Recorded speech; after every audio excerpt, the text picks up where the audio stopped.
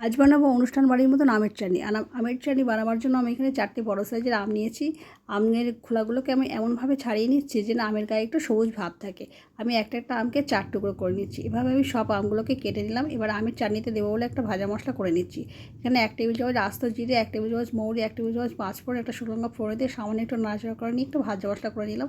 অন্য একটা কড়াইতে 2 টেবিল চামচ সরষের তেল, 1/2 টেবিল চামচ পাঁচফোড়ন, একটা শুকনো লঙ্কা ফোড়ন দিয়ে আমগুলো কড়াইতে দিয়ে লবণ আর হলুদ দিয়ে মিনিট 3 একটু নাড়াচাড়া করে নিয়েছি।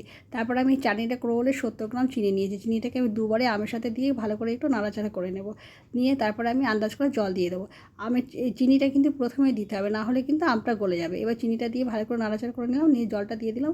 জলটা দিলে যেমন আম থেকে অনেকটাই জল বেরোবে, তখন আমি গ্যাসের ওভেনটাকে একদম লোতে করে দিয়ে আমটাকে ভালো করে ফুটতে দেবো। ফুটে জলটা বসিয়ে দিলাম। তৈরি হয়ে গেল কিন্তু আমাদের অনুষ্ঠান বাড়ির মতন আমের চাটনি। দেখুন একটা আমও কিন্তু গলেনি। নামানোর সময় সবশেষে আমি একটু ভাজা মশলা গুঁড়ো দিয়ে নামিয়ে দিলাম। তৈরি হয়ে গেল আমাদের অনুষ্ঠান বাড়ির মতো আমের চাটনি।